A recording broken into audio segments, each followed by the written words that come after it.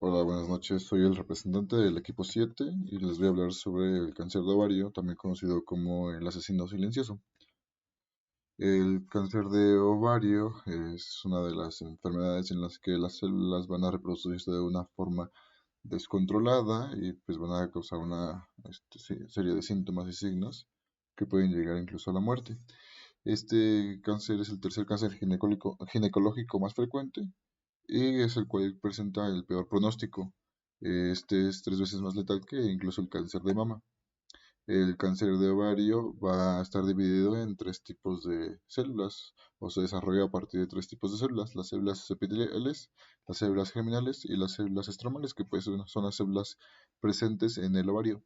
El 90% de los cánceres de ovario pues son de las células epiteliales y este es principalmente frecuente en mujeres posmenopáusicas, aunque afecta también a los dos extremos de la vida, tanto personas posmenopáusicas como a las niñas que recién empiezan con su ciclo ovárico. Entre las causas y los factores de riesgo tenemos primero los factores hereditarios, que son los antecedentes personales o familiares de cáncer de mama u ovario. Bueno, ¿esto por qué? Bueno, porque hay mutaciones hereditarias en los genes BRCA1, BRCA2 y otros genes de susceptibilidad al cáncer, que son los más estudiados, que se suelen heredar de una forma autosómica recesiva. Y también tenemos los factores incipientes, como es el caso de la nuliparidad, la menarca temprana y la menopausa tardía junto con la edad avanzada.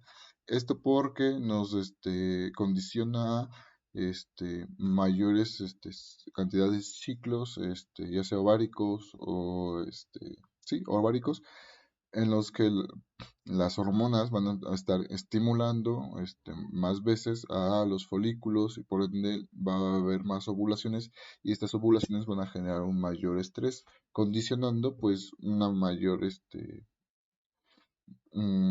una mayor incidencia de estos cánceres. La dieta alta en grasas también puede afectar y el talco contaminado con asbestos. Bueno, las mutaciones del BRCA son responsables del 90% de los cánceres de ovario y en el caso del BRCA1 representan el 39% de estas mutaciones y en el caso del BRCA2 el 17%. Eh, Esos tumores ováricos, en el caso de los epiteliales, nacen del epitelio celómico, que este epitelio es derivado de la capa germinal del mesodermo. Y bueno, hablando de estos genes, como tal, BRCA1 está presente en el cromosoma 17 en el brazo largo y tiene 24 exones y alrededor de 60 intrones, pero los importantes son los exones, en el que el exón 11 va a sintetizar o va a ser parte del 60% de la proteína. Esta proteína sintetizada por BRCA1 tiene 1863 aminoácidos que van a tener varios dominios donde se van a poder unir RB, MIC, RAT51 y PALT2, aunque el de importancia en este caso pues sería el RAT51. En el caso de el BRCA2 está en el brazo largo del cromosoma 13 y es una proteína de 3418 aminoácidos. Este Esta proteína tiene dominios de nombre BRS que se van a unir a RAT51 pues, para la reparación del ADN. Bien, ¿y cómo se lleva este proceso? Pues primeramente este es un proceso al que se llama recombinación homóloga, que es el proceso que va a llevar BRC1 y BRC2. El BRCA1 actúa como un iniciador en la primera fase, que sería en G1, cuando hay una ruptura de la doble cadena por la síntesis del ADN, una proteína que se llama 53BP1 o proteína vinculante de P53 se va a unir a los extremos de estas dos cadenas que perdieron la continuidad como pues marcaje y al entrar a G2, el BRCA1 junto con una proteína que se llama CTLP, eh, la CTLP que se va a unir en su dominio ring del BRCA1 va a retirar a la proteína 53BP1 para posteriormente usar una enzima para cortar las bases nitrogenadas de una porción de estas cadenas incompletas para que posteriormente BRCA2 junto con RAD51 que se une a el dominio BRS, que son repeticiones, va a usar perdón, va a usar una cromatida hermana o una cadena homóloga de ADN para sintetizar las bases nitrogenadas que le hacen falta y de esta forma pues reparar este error. Eh, por último, el BRCA2 es un punto de control de la mitosis y el BRCA1 participa en el ensamblaje del aparato mitótico. Entonces, como tal, las mutaciones de estos genes aparecen en los dominios importantes, que sería el dominio ring o las repeticiones BRC. Entonces, si el BRCA1 no tiene su dominio ring bien establecido, o sí, sus aminoácidos bien establecidos en ese dominio, el CTLP no se va a poder unir, por lo que esta iniciación no se va a poder llevar a cabo y por lo tanto todo este ciclo no se va a poder llevar a cabo.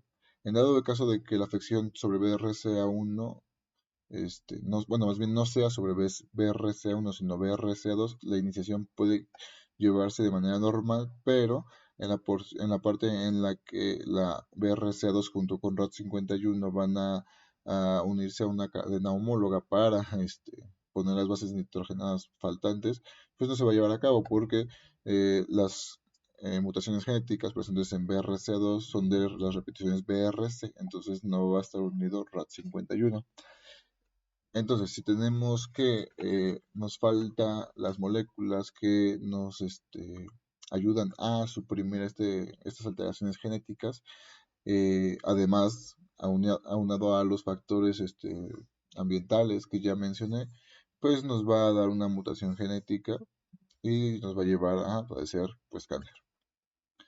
El cuadro clínico, bueno, aquí nos pone que es asintomático en etapas primarias y es por eso que se le conoce como el asesino silencioso. Y por otro lado, cuando ya aparece la sintomatología, los datos clínicos siempre son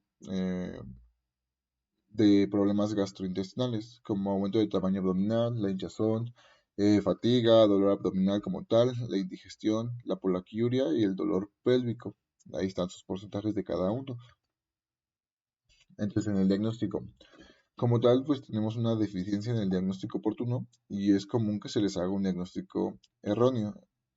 Eh, los diagnósticos más comunes que se le hacen a este cáncer es el síndrome de colon irritable, la hernia hiatal y la diverticulosis o endometriosis.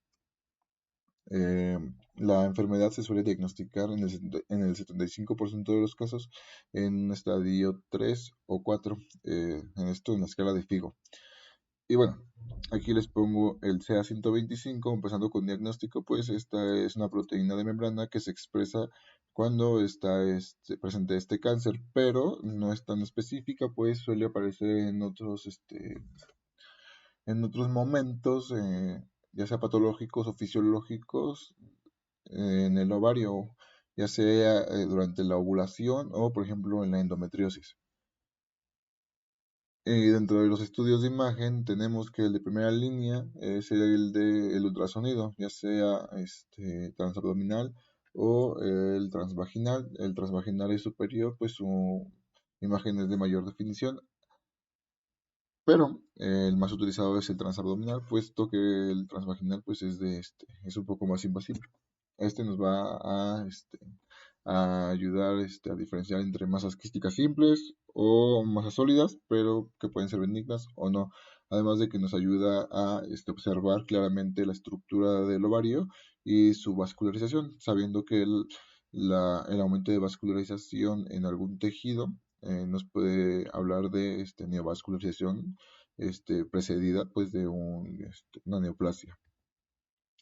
Después tenemos la tomografía computarizada, que si bien debería ser el método de elección para estadificar el cáncer de ovario, porque su precisión es superior al 90% y que nos ayuda a detectar con certeza alguna, pues sí, alguna implantación en la porción peritoneal o mesentérica, muy pequeñas, que de menor de 5 milímetros, y también cuando hay presencia de ascitis, pero este no es el que se lleva, el que se realiza con normalidad. Después tenemos la resonancia magnética, que tiene un poco menos de precisión, de un 83 a un 91, un 91%, y este nos ayuda a diferenciar entre lesiones benignas y malignas. Este va a tener una mayor resolución para los tejidos blandos y nos va a ayudar a detectar estas partes, estas zonas que ya han sido invadidas de los órganos pélvicos. Entonces, como les comentaba, la tomografía computarizada no es el de primera elección para estadificar, tal vez para diagnosticar puede ser, pero para estadificar no. Para estadificar se usa una laparoscopía exploratoria, que esta se realiza normalmente por un cirujano experto que sabe dónde buscar y dónde es más recurrente que pueda encontrar, pues ya sea como tal el tumor primario o una metástasis. Y para la metástasis tenemos la clasificación de FIGO para estadificar, pues vaya, las diferentes etapas en las que podemos encontrar este cáncer. Y que son cuatro. La etapa uno que representa solamente al 10% de los diagnósticos, que está limitado a los ovarios. A su vez, esta etapa uno se va a subdividir en tres etapas. La 1A, en la que va a haber afección en un solo ovario, sin presencia de ascitis, que la ascitis es secundaria a que la cápsula de tumor esté rota, entonces en este caso va a estar intacta. Y en la 1B es lo mismo que la 1A, pero en este caso en los dos ovarios. Y por último tenemos la 1C, que en la 1C va a estar en uno o en los dos, pero como pueden observar, aquí se hay una ruptura como tal de la cápsula del tumor, por lo tanto células malignas van a estar saliendo hacia pues el exterior y van a generar una ascitis. Después tenemos la etapa 2, que es la de extensión pélvica y va a representar solamente el 5% de los diagnósticos. En esta etapa también se subdivide en tres. La 2A, en la que va a haber afección del útero o de las trompas de falopio, es decir, estos mismos quistes, pero con la característica de que no van a estar, van a estar con su cápsula íntegra, es decir, que no va a haber ascitis. En la 2B van a otros órganos pélvicos, ya sea vejiga, colon o vagina, con las mismas características, sin romperse.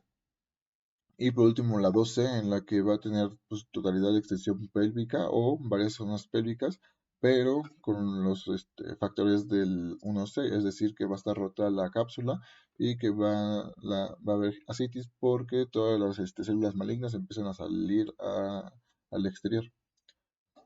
En la etapa 3 o de afectación abdominal superior y o ganglios linfáticos positivos representa el 70%, que es el estadio en el que más se encuentran o se diagnostican las personas, las mujeres. En este tenemos otras tres etapas, que son la 3A, en la que va a haber siembra microscópica fuera de la pelvis con ganglios linfáticos negativos, es decir, que vamos a encontrar células malignas diseminadas por toda la parte pélvica, pero al revisar un ganglio linfático, pues no va a tener como tal una metástasis. Y siguiendo esto, tenemos la 3B, en la que va a haber depósitos ya en este punto macroscópicos, pero van a ser menores a 2 centímetros y van a continuar los ganglios linfáticos negativos. Aquí podemos ver que incluso tenemos un tumorcito de menor a 2 centímetros debajo del epiplán. Y la 3C, vamos a tener estos depósitos macroscópicos que van a ser mayores a 2 centímetros y los ganglios linfáticos van a ser positivos. Entonces aquí tenemos la misma masa debajo del epiplón, eh, que es mayor a 2 centímetros, y bueno, podemos aquí ya buscar algunos ganglios que puedan ser positivos a metástasis. Y por último tenemos la etapa 4, en que la metástasis ya no es solamente a estructuras adyacentes, sino a distancia.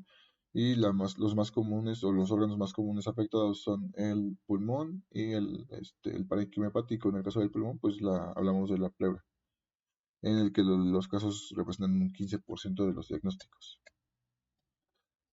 Para el tratamiento clínico se va a dividir en la etapa inicial y en la etapa avanzada. En la etapa inicial solo hablamos de la 1A y la 1B, entonces hablamos de uno o dos ovarios afectados, pero sin presencia de ascitis. Entonces vamos a hablar de una citorreducción en la que se va a tratar de extirpar la mayor parte del tumor y una cirugía preventiva en la que se va a realizar una histerectomía, una salpingoferectomía, en este caso puede ser unilateral o bilateral, dependiendo de si están afectados los dos ovarios y también dependiendo de la edad de la paciente, es decir, si está en edad reproductiva y aún tiene el deseo de la maternidad, pues se puede considerar el dejar algún ovario intacto, o bien se le pueden sugerir otros métodos como la extracción de óvulos para su guardado y pues sugerir algún otro método para satisfacer esta parte de maternidad. La aumentectomía, como estamos viendo, parte de los tumores pueden hacer metástasis hacia la parte abdominal, entonces la aumentectomía tiene como objetivo pues tratar de evitar esa parte. Y en esta parte no se utiliza la quimioterapia, pues el 90 o 95% de los pacientes después de la citorreducción pues muestra una mejoría pues, grande. Y en la etapa avanzada vamos a tener la misma citorreducción, aunque es más complicado, pues al ser un tumor grande aparte que ya empieza a invadir, es muy complicado pues tratar de extirpar mucha porción de este. Entonces, esto se va a ayudar de la cirugía preventiva de igual forma, en este caso ya sea de estructuras sanas o de estructuras que ya estaban afectadas, y de la quimioterapia. La quimioterapia se suele utilizar el cisplatino o el carboplatino, que estos dos van a inhibir la síntesis del ADN, ya que se unen al ADN como abrazándolo e impidiendo que se lleve a cabo el proceso de transcripción, es decir, incluso no puede actuar la helicasa, pues rompiendo estos enlaces entre bases nitrogenadas. Y por tanto, pues va a impedir la síntesis de ADN y también la síntesis de proteínas y ARN, aunque esto es en menor grado. Y la terapia dirigida que se va a usar como adyuvante en la terapia de etapas avanzadas. El medicamento más conocido es el bevacizumab, que bueno, estos son anticuerpos monoclonales que van a actuar contra el factor de crecimiento endotelial vascular para evitar la neovascularización, es decir, tratar de dejar al tumor sin ninguna vía de obtención de nutrientes. Para si hay una recidiva, se suele utilizar la quimioterapia y la terapia dirigida, ya no se usa la citorreducción. Por último, el tratamiento paliativo. Aquí les pongo los puntos en los que deberíamos enfocarnos en el tratamiento paliativo, que lo normal es aliviar el dolor, el que el paciente pueda tener una actividad lo más normal posible y que vaya aceptando su estado, al igual que la familia, y prepararse también para el fallecimiento de la persona. Tratamiento paliativo debe iniciar desde que se inicia el tratamiento clínico y la parte de la medicación suele ser contra el dolor y contra los síntomas que produzcan, que recordemos que en el cáncer de ovario casi siempre son síntomas y signos gastrointestinales. Después tenemos la prevención, que esta va a hablar de dos puntos importantes, que es los factores de riesgo y los factores de protección.